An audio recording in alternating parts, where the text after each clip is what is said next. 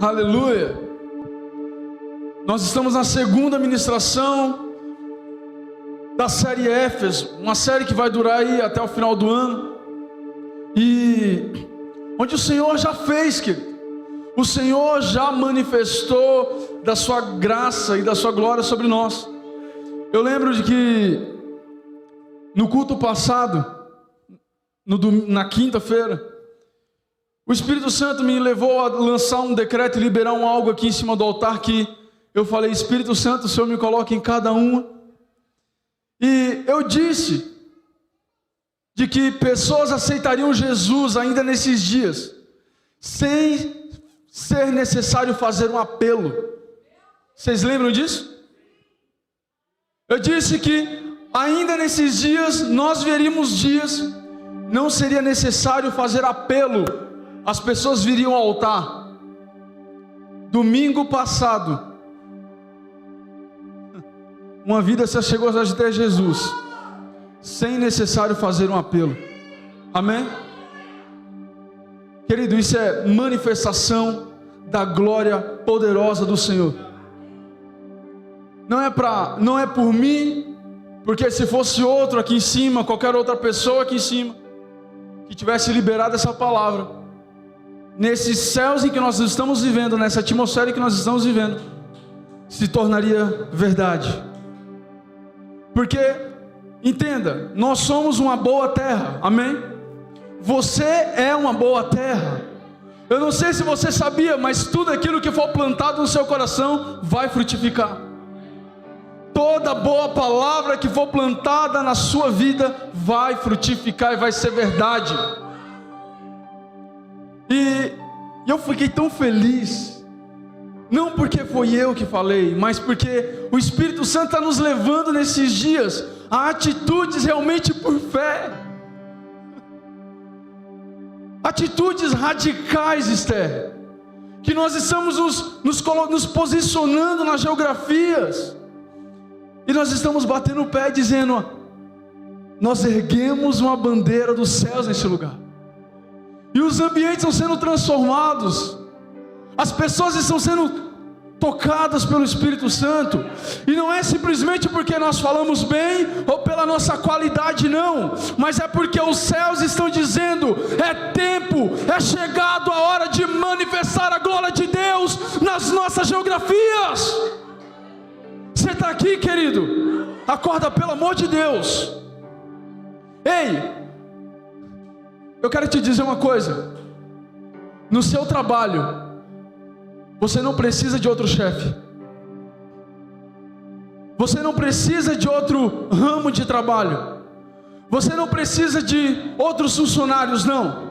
Você precisa levantar uma bandeira do céu naquele lugar e dizer: assim diz o Senhor, segundo a minha palavra vai ser transformada a minha realidade. Nós precisamos bater o pé nesses dias e dizer que a voz do Senhor ecoa sobre a nossa nação. Abra sua Bíblia lá em Apocalipse capítulo 2, como texto base dessa série. Apocalipse capítulo 2, versículo 3. Você que está em casa também abre a Bíblia, o Senhor quer falar com você. Aleluia, glória a Deus.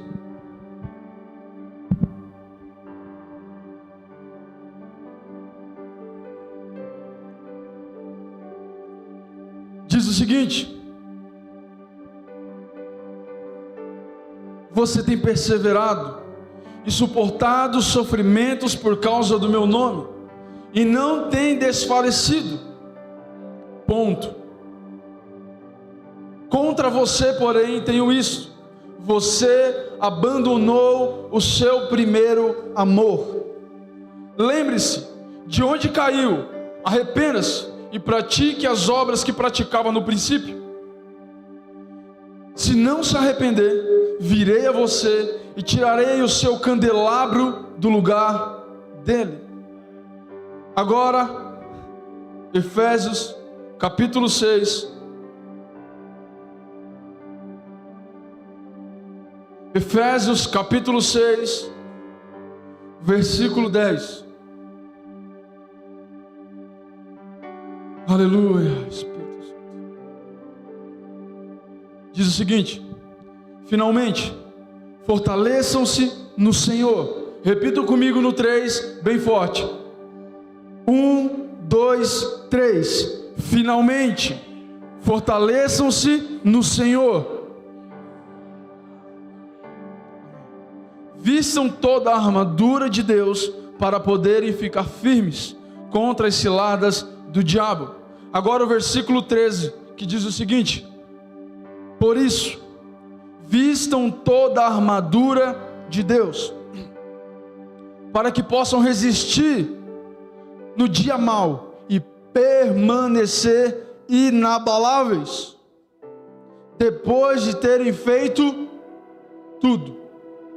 Eu vou repetir esse versículo que diz: por isto, vistam toda a armadura de Deus, para que possam resistir no dia mau e permanecer inabaláveis, depois de terem feito tudo.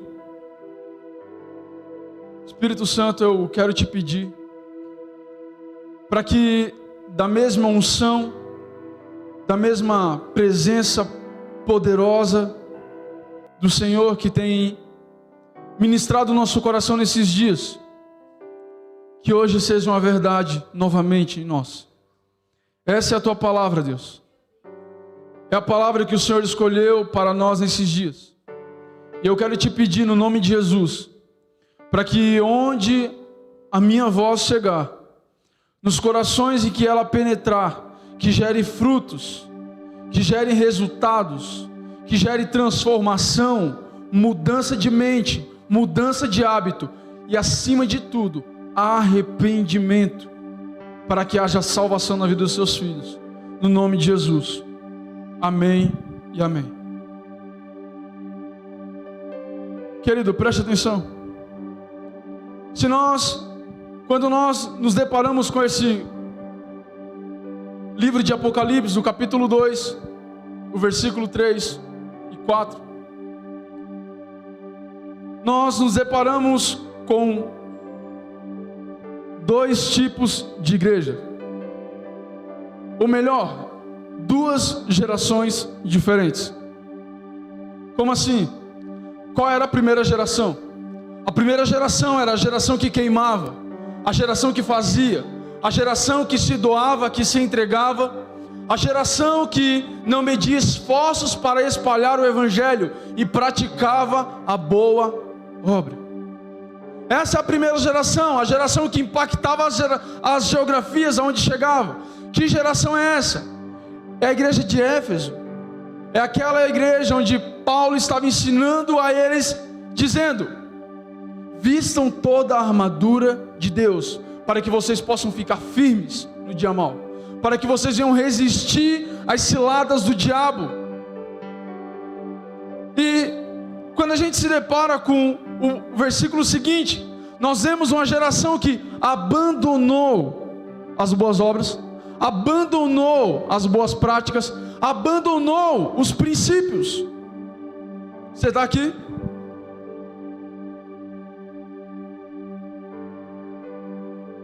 Querido, preste atenção. Por que falar disso nesses dias? Nós estamos surfando as ondas em que os nossos pais espirituais manifestaram no passado. Eu vou repetir isso. Nós estamos surfando as ondas que os nossos pais espirituais manifestaram no passado. Você está surfando uma onda que não foi você que provocou isso. Nós estamos numa unção que não foi nós que atraiu. Não foi o nosso clamor que fez romper uma barreira, Rafa, mas foi a dos patriarcas, foi a daqueles que não desistiram, foi daqueles que perseveraram na tribulação, na dificuldade, para que hoje nós viéssemos desfrutar desse evangelho. Foi tão preciso que a Noa, ela abriu o culto dizendo isso. Parecia que foi até combinado, mas não foi. Isso só sinaliza de que o Espírito Santo está convocando essa geração Pastor, que tipo de convocação é essa? Ei, manifestem novamente as ondas, agitem as águas novamente. Para quê, pastor? Para que a próxima geração venha surfar da onda que você está provocando hoje. Eu não sei se você está entendendo o que está acontecendo nesses dias, mas é uma chamada do céu dizendo: ei, manifestem as águas, agitem as águas paradas, para que a próxima geração surfe das ondas em que você está manifestando. A gente está achando que somos nós que estamos movendo essas águas, mas a verdade é que homens como Lutero tiveram que entregar a própria vida por amor a esse evangelho. Homens como ele tiveram que desafiar autoridades como a Igreja Católica antiga, traduzir a Bíblia para trazer o conhecimento que nos liberta e que nos transforma dia após dia, arriscando a própria vida, William, colocando em risco a própria vida, a própria integridade, aleluia, colocando em risco a própria saúde física e mental, por amor a um evangelho que não foi ele que iniciou. A Bíblia diz: não existe nada novo nos céus. Repita comigo: não existe nada novo debaixo dos céus. Não existe nada novo. A gente não vai criar nada, Otto. A gente não vai criar nada.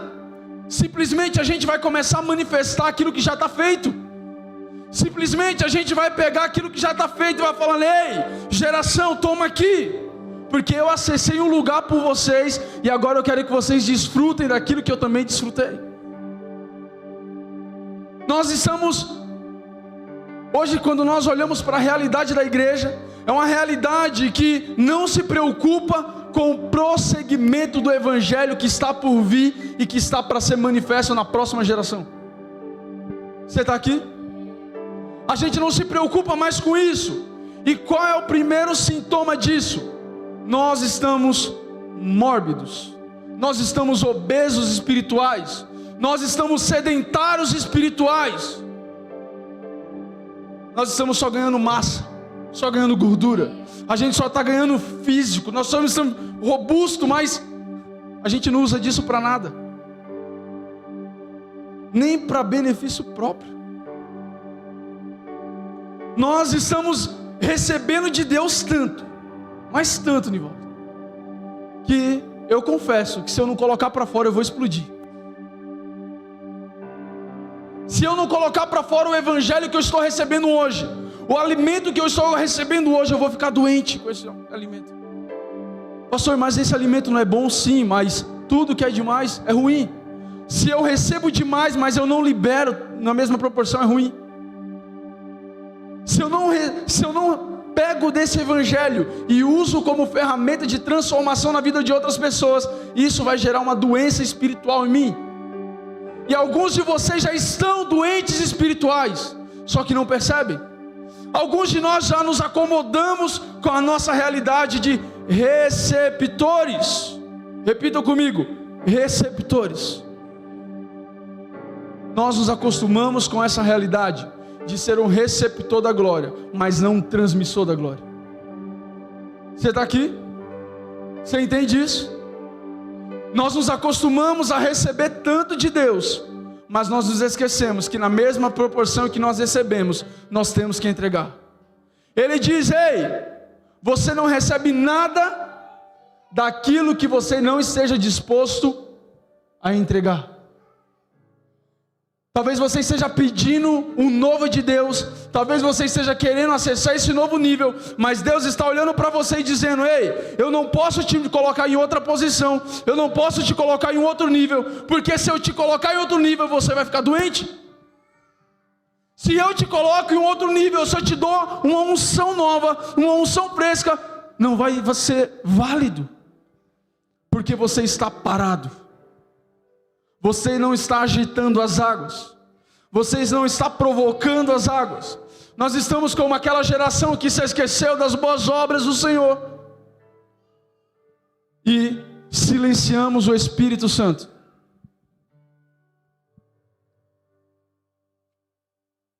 Silenciamos o Espírito Santo. Eu quero te dizer uma coisa, querido. E você vai concordar comigo. Alguém pagou o preço por você, sim ou não? Levanta sua mão aí. Quem recebeu uma lágrima e um choro, uma oração? Levanta a mão aí. Para não pensar que é só eu que recebi oração. Eu já recebi muita oração, irmão. Eu estou de pé por causa de muita oração. Alguém agitou as águas tanto, Otto, mas tanto na minha vida. Falando, William, acorda, pelo amor de Deus. Você tem que despertar. Alguém chacoalhou você tanto a ponto de você estar na igreja hoje. Sair do mundo. Perder, tirar, ou melhor, ser removido daquela cegueira espiritual. A ponto de você se deparar com o Evangelho da Graça e falar, uau, eu perdi todo esse tempo no mundo. Às vezes as pessoas escutam falando isso, pensam que eu tenho uns 30 anos. 18, irmão. Brincadeira, 24 anos. Mas eu percebo de que nós estamos perdendo um tempo precioso. Nós estamos perdendo uma chamada. É uma chamada única, Rafa. É uma chamada direcionada para a nova geração. É a chamada que o Espírito está dizendo: provoque, manifeste, faça alguma coisa, mas se mova, mas caminhe. Abra a sua Bíblia lá em Levítico capítulo 6.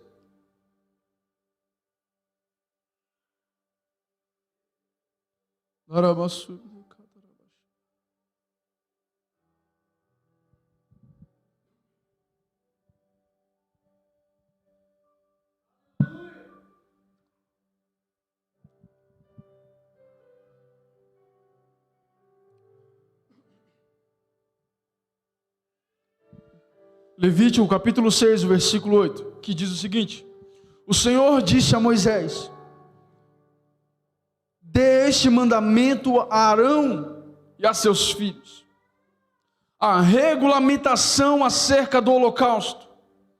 Ele terá que ficar queimando até de manhã sobre as brasas do altar, onde o fogo terá que ser mantido aceso. Preste atenção, a chamada, Deus chama Moisés e diz: diga a Arão, mas não só Arão, a seus filhos também.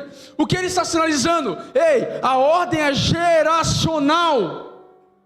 Você está aqui? A ordem é geracional. Por quê, pastor? Porque se Arão, meu Deus do céu, ô Espírito Santo, se Arão tem sucesso na sua missão de permanecer com fogo aceso, mas não consegue passar isso para a futura geração, a missão não valeu de nada. A missão não valeu de nada. Do que adiantava, do que adiantaria Arão fazer com que o fogo queimasse no altar, dia após dia, enquanto ele tivesse vida, Rafa, mas que quando passasse o seu cajado para a próxima geração, os seus filhos não iriam conseguir dar continuidade. O que a nossa geração precisa são de pais espirituais. A nossa geração não precisa de líderes, a nossa geração não precisa de patrões, a nossa geração não precisa de crianças, a nossa geração precisa de pais espirituais. A geração que vai descobrir a intimidade, mas não vai revelar a intimidade. A geração que vai saber dos defeitos, mas não vai expor os defeitos. A geração que vai ter a missão, oh meu Deus do céu, a geração que vai ter a missão de permanecer com fogo aceso no altar, mas também que vai fazer com que o fogo queime na futura geração, ensinando a transbordar o fogo. Oh, xaracatarabassubi. Ei, querido, a missão em que o Senhor nos deu é: não só faça o fogo queimar em você, mas queime na próxima geração que está por vir. A gente está se preocupando muito com a gente. E quem é pai aqui sabe Quem é pai sabe de que o amor paterno é um amor que tira você do centro e coloca o teu filho no centro, né? Esse amor paterno, ele tira a gente do centro e coloca os nossos filhos no centro. Se uma família está passando necessidade e só tem um pão na mesa, o que o pai faz? Dá para o filho. Ele tira da própria boca para alimentar o filho. Sabe quando a gente vai começar realmente ver o evangelho que a igreja de Éfeso, a antiga geração, vivia? Quando a gente começar a tirar o pão da nossa boca para começar a alimentar a futura geração.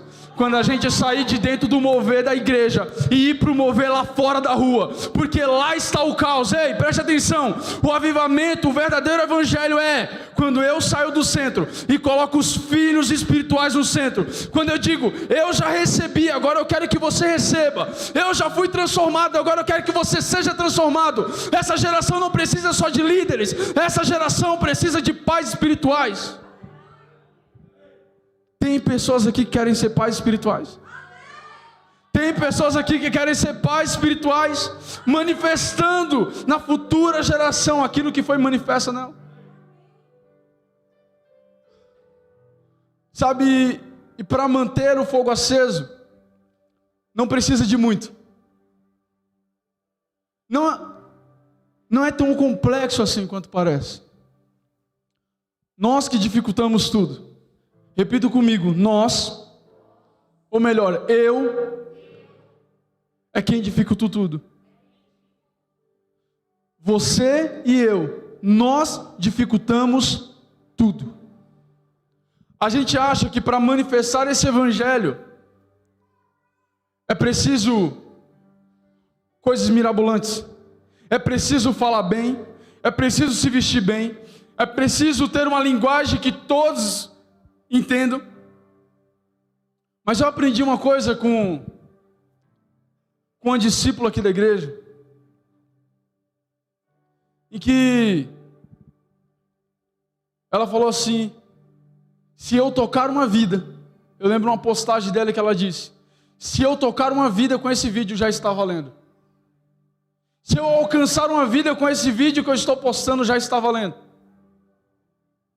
E eu me peguei pensando, eu falei, meu Deus, mas todo mundo quer 1000 seguidores, todo mundo quer bombar no Instagram, todo mundo quer alcançar o máximo de pessoas no mundo, e essa pessoa só quer uma vida, ela só quer uma vida. E aí eu me peguei pensando e disse, ela já entendeu tudo. Ela já entendeu tudo, Rafa.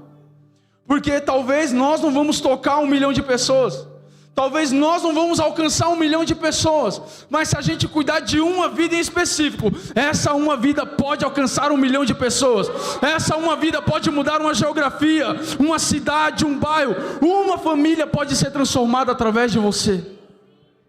Você entende como é alta a nossa responsabilidade como igreja? Como é alto carregar essa responsabilidade, querido?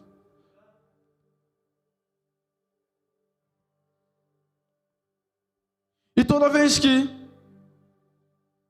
eu olho para a realidade da igreja, e a realidade de pessoas que marcaram a igreja, os nossos patriarcas, aqueles que vieram antes de nós, e que provocaram aquilo que nós estamos vivendo hoje, eu enxergo 3 coisas nele. A primeira coisa é, eles estavam cercados de problemas, porém a visão e o coração não estavam no presente, estavam no futuro. Você está aqui? Eles estavam cercados de problema. O que é o problema? O problema é um ingrediente para um avivamento. Cercados de problema, porém o coração e a mente não estavam no presente. O coração e a mente já estavam no futuro. Alguém disse para a esposa, para alguém da família do Walt Disney, o homem, o dono, a pessoa que sonhou com aquele projeto, e disse, que pena que ele não está aqui para ver tudo isso que foi construído. E aí essa pessoa olhou para quem estava entrevistando ela e disse: você quem se engana. Ele viu primeiro que todo mundo. Ele viu primeiro que todo mundo. Ele já calculou para chegar lá. É por isso que deu certo hoje. Você está aqui, querido? A nossa mente, se a nossa mente está no presente, a gente não sai do lugar, se a nossa mente está na dificuldade, a gente não prossegue. Porque, entenda uma coisa, a tua mente ela é um imã. A tua mente vai atrair tudo aquilo que você pensa. Tem gente que está passando por dificuldade e só enxerga paredão na frente dela. Só enxerga problema, atrás de problema. Mas tem outras que estão passando por problemas, estão vendo aqueles monturos, mas estão chegando vida depois dos monturos. Enquanto Moisés olhava e via o mar, Deus já tinha projetado um caminho. Entenda uma coisa, a visão, a ótica humana está no hoje. A gente está enxergando o mar na nossa frente. Enquanto Deus está falando, é uma oportunidade de crescer. É uma oportunidade de aparecer. É uma oportunidade do meu nome ser glorificado através de você. A segunda coisa que eu enxergo nessas pessoas que marcaram, elas tinham sede. Elas queriam dia após dia. Houve um avivamento na rua Azusa. Eu acho que boa parte das pessoas conhecem a história. E que marcou os Estados Unidos. Até hoje se fala, tem livro, tem filme, deve ter um monte de coisa. Pessoas estudam o que foi que provocou aquilo. E estudando sobre isso, eu me deparei com algo muito importante. Um homem chamado William Joseph, alguma coisa assim. Ele foi buscar no país de Gales a resposta para o avivamento que estava acontecendo em Leicester.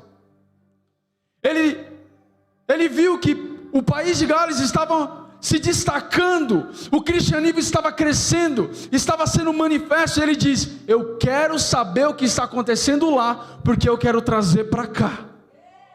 Eu quero saber o que eles estão fazendo, o que está dando certo, e o que eu estou fazendo errado, porque o que eles estão fazendo é coisa de louco, e eu quero fazer aqui também. E marcou uma geração. Marcou uma geração.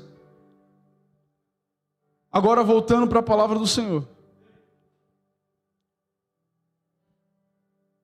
A geração que prosseguiu, daquela geração de Éfeso, uma geração devota, uma geração entregue, uma geração que amava a prática do Evangelho.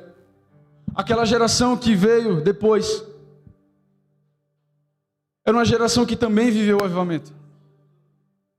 Ela também experimentou desse avivamento. Ela também viram seus pais manifestarem, fazendo milagres, prodígios e realizando maravilhas. Mas a pergunta é: o que eles fizeram com tudo aquilo que receberam? O que eles fizeram com o poder, com a unção e com a autoridade e que o Senhor depositou sobre a vida deles? Se você não sabe, a Coreia do Sul, do Norte, alguma coisa assim, a Coreia do Norte, se não me falha a memória, foi um dos países, se eu estiver errado me corrija aí alguém, para não falar besteira, mas se eu não me engano a Coreia do Norte foi um dos países em que foi marcado por um dos maiores avivamentos da história. Um dos maiores avivamentos da história. Eles beberam da água assim. Eles comeram do pão, onde Jesus, o próprio Jesus diz em João 6, eu sou o pão da vida, e aquele que come de mim não sentirá fome de outra coisa. Jesus diz: aquele que comer de mim, porque eu sou o pão da vida, não sentirá fome de outra coisa. Esse país provou de Jesus. Esse país experimentou de Jesus. Eles provaram do avivamento. Eles sentiram o coração pegar fogo. Mas se você for ver nas estatísticas, até um tempo atrás, era um dos países com maior índice de morte, ou melhor, com maior índice de suicídio entre jovens. A Argentina foi tomada por um dos grandes avivamentos na história também. Mas hoje está liberado o aborto. Hoje é normal o aborto. O Brasil, há alguns anos atrás, Rio Grande do Sul, foi tomado por um mover do Espírito Santo de Deus. Mas hoje, infelizmente, o que reina na nossa geografia, na nossa nação, é a corrupção. A questão não é o quanto eu sou avivado. A questão não é o quanto de fogo eu já peguei. A questão não é o quanto de alimento eu já recebi. A questão é o que eu estou fazendo com tudo aquilo que eu vou receber, o que eu já recebi. Preste atenção que todos esses lugares, pessoas que eu falei, não foi falta de mover de Deus. Não foi falta de fogo de Deus. Mas foi o que eles fizeram pós-avivamento. Eu quero te fazer uma pergunta. Qual vai ser o seu pós-avivamento? Eu vou repetir isso. Qual vai ser o seu pós-avivamento? O que você vai fazer depois que Deus te pegar por dentro? O que você vai fazer depois que Ele te tomar de uma sede insaciável? E aí você vai se deparar com a glória de Deus e vai falar, e agora? O que eu faço com tudo isso? Alguém aqui já teve uma experiência de pedir algo ou comprar algo, principalmente comida, né? Tem gente que come bem. E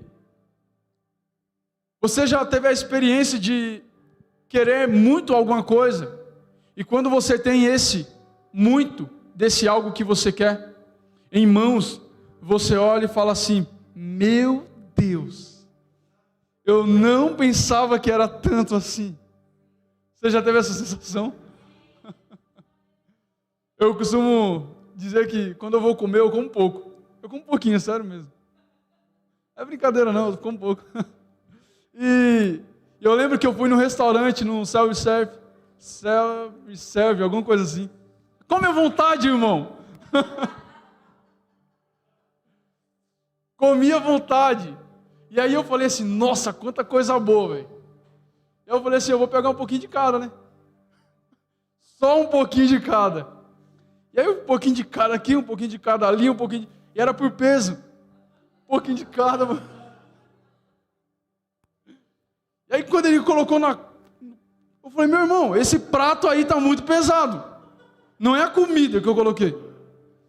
E eu fui ver, tinha uma montanha. Eu falei, meu Deus, e agora? O que eu vou fazer com tudo isso? E o que a gente tem que se perguntar nesses dias é justamente isso.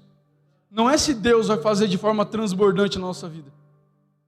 Não é se Deus vai nos surpreender, porque Deus é um Deus de surpresa. O apóstolo Paulo diz, através do seu poder, ele é capaz de fazer infinitamente mais daquilo que nós pensamos, daquilo que nós pedimos ou queremos. Não é se Deus vai fazer, não é se Deus vai te fazer transbordar, não é se Deus ele vai derramar sobre você uma unção extravagante, porque tudo o que Deus faz é grande. Mas a questão e a grande pergunta é, o que você vai fazer depois de tudo isso? Ei, querido, uma geração futura está se levantando. Eu estava conversando com o pai do Rafa, seu Limpo. Seu Limpo, eu pensei que o senhor era bravo demais, o senhor é gente fina. E a gente estava conversando sobre o reino e principalmente sobre essa geração de pastores jovens que estão se levantando. E aí ele falou assim, essa geração de pastores jovens estão dobrando esses pastores velhos e colocando no bolso. Falei, opa, tô dentro. Mas ele diz, é porque os velhos, eles se acostumaram. Eles se acostumaram, irmão. Os velhos, e eu não falo a questão da idade, porque tem muita gente avançada na idade, mas o espírito e a alma, o coração e a mente ainda é de um jovem. Ainda está correndo na velocidade da voz de Deus, ainda está caminhando na direção do propósito, ainda não é uma geração que não parou. E ele diz, os jovens estão dobrando os velhos, e estão colocando no bolso. E aí, a geração passada começa a falar, é um monte de pastorzinho que está se levantando, mas não, é um monte de homens que entenderam o chamado rápido. Querido, você é alguém que entendeu o chamado de Deus. Você entendeu o chamado? Se coloque de pé aí, vamos ver se você entendeu. Eu quero que você se coloque de pé no nome de Jesus. Querido, preste atenção, não é o quanto de Deus a gente recebeu, não é o quanto de Deus a gente vai receber, mas é o que nós vamos fazer pós isso, o que nós vamos fazer pós avivamento. Feche seus olhos, você que está aqui, você que está em casa. Comece a meditar em tudo aquilo que foi dito aqui, querido. Essa chamada é para homens e mulheres que vão provocar uma onda na futura geração. Essa chamada é uma geração que vai queimar, e não só vai queimar, mas vai incendiar futuras gerações. É uma geração que vai pegar fogo, mas também que vai querer provocar o fogo em outras pessoas. É uma geração que está sedenta por Jesus. É uma geração que está querendo incendiar a futura geração. E que vai fazer com que outras pessoas surfem essas ondas. Feche seus olhos e coloque a mão sobre o seu coração, falando: Deus, eu quero fazer parte de uma geração que não só vai queimar, mas também que vai incendiar. Uma geração que não só vai querer pegar fogo, mas também que vai desejar incendiar outra geração. Eu cansei, eu não quero ser o mesmo. Eu não quero ser mais só um